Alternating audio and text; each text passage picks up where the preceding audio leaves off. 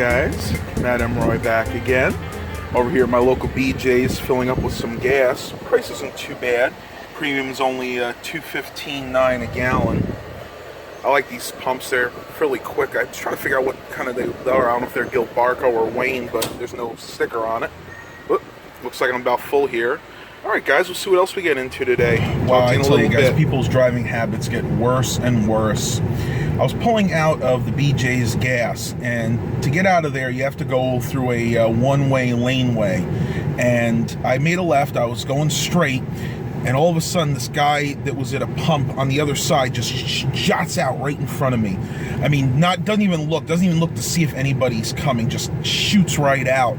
And of course, I had the right of way, and I got it on the dash cam. I got to decide whether or not I want to go ahead and upload that later. I've been trying to steadily collect some extra bad driving footage for you guys. I know you really enjoy that. I love reading the comments you guys leave about drivers in your area and how bad they can be. I think someone asked me what is the worst driving experience that I've ever had. The worst place that I can remember driving is Connecticut. There is a highway, and I don't remember which one it was. I think it's 80-something, that goes from Rhode Island area to basically southern Connecticut and then into New York, close where I used to live, coincidentally. They have to be the fastest, most dangerous lane-changing drivers I have ever met. And those of you guys that are in Connecticut, I'm sorry, I don't mean to offend anybody specifically. But yeah, I mean, they were just crazy. They would go at least 20 miles an hour over the speed limit, and they would just constantly change lanes. Like if you were in the fast lane trying to pass somebody, and somebody was coming up fast behind you, they wouldn't even give you a chance to pass that person and get back in the slow lane.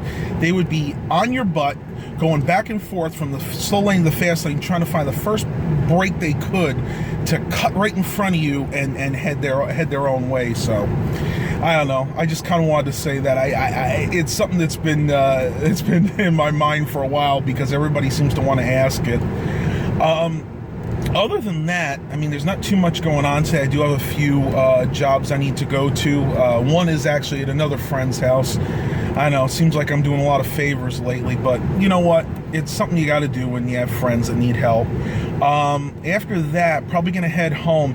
We're planning on seeing Suicide Squad tomorrow, and I was a little reluctant because I'm not sure it's really my kind of movie, but my cousins, when they were down, they saw it and they said it was really good, and it's got decent ratings on Internet Movie Database. They gave it 7.0. I have to check Rotten Tomatoes. I haven't looked it up on there yet, but I figured it was something to do because this weekend is going to be hot again. We are going to be in the actual temperature is going to be close to 100, about 96, 97. But when you factor in the heat index and the dew point, we're looking at about 110 to 115 heat index. So yeah, no garage sales this week. I'm sorry, guys. It's just way too hot to do anything outside. It's not going to be possible. You can't even function when it's that hot outside. Most of the outdoor activities, I know there were some concerts going on down in Virginia Beach. There was some kind of wine tasting event going on, I think, in Norfolk this weekend. But all that's been canceled because they don't want to run the risk. I mean, these places are liable. Heck, if somebody collapsed, fainted, got heat exhaustion, they don't want that to happen. So, you know, fainted and hurt themselves. So all that stuff's been kind of canceled. There is one cool thing I neglected to tell you guys yesterday. Something I found out about a week ago. I live fairly close to Norfolk, Virginia, and basically we have an area called Waterside.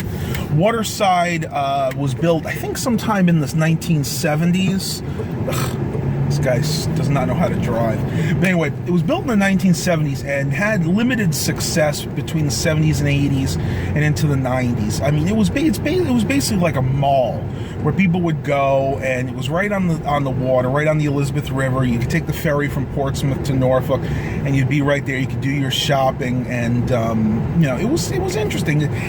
Later on, it started getting to be real touristy. Like they'd have a lot of these little hat shops, souvenir shop type deals. And I believe around 2010, they finally decided to close it. They had a few problems there too. They had some They had some like bars and arcades. One was Jillian's, and there were a few other ones like it, kind of like a Dave and Buster's, but they had a lot of crime creeping up there.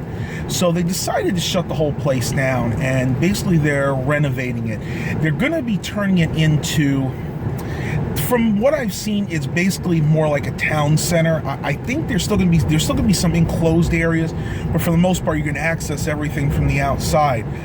And one cool thing I just heard is that Guy Fieri, the host of Diners, Drives, and Dives, was at Guy's Grocery Games and a whole bunch of other stuff, is going to be opening up a restaurant there. That's right, guys.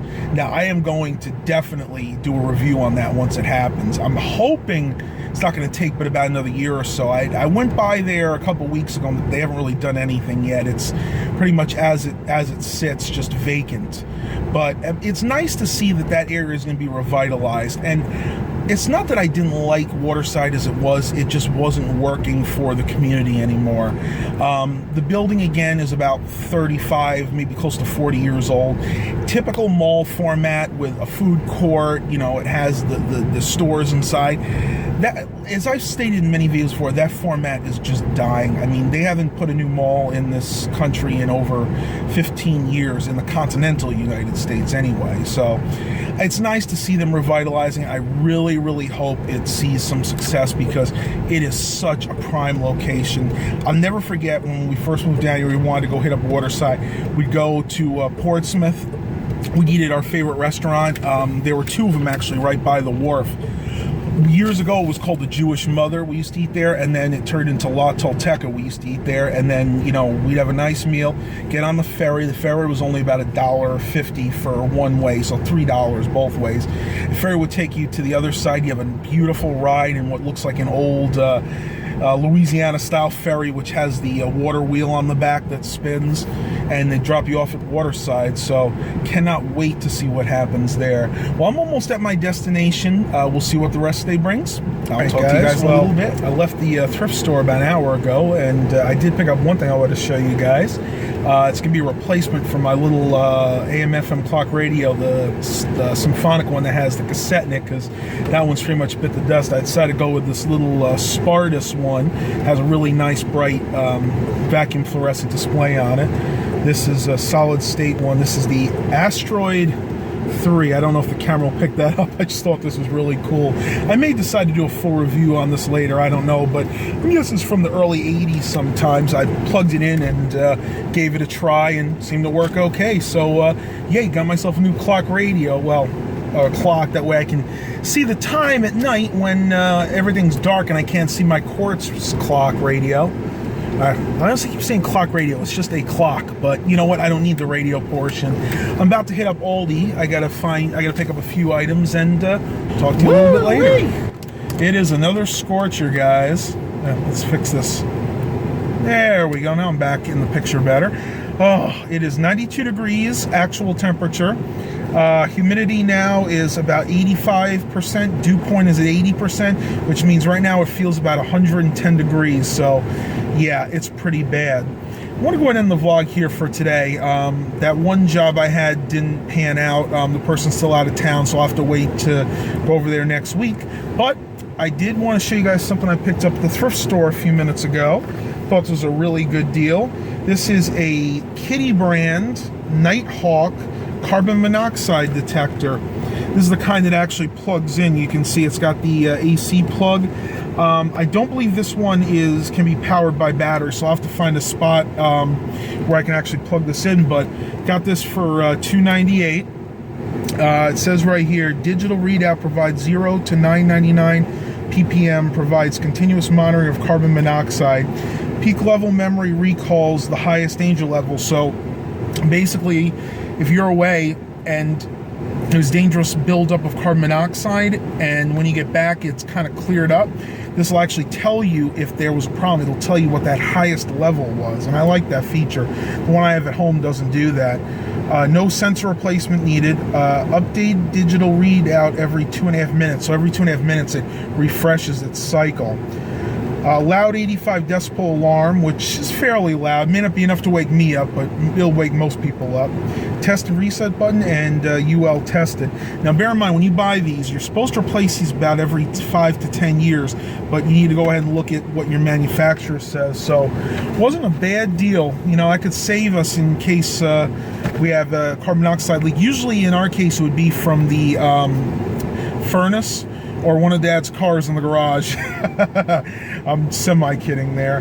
Alright guys, I'm ending the vlog here for today. I hope you guys really enjoyed this. If you're in the South like me and it's hot, please stay inside, keep hydrated, stay as cool as possible, and until the next time, have a blessed day everybody.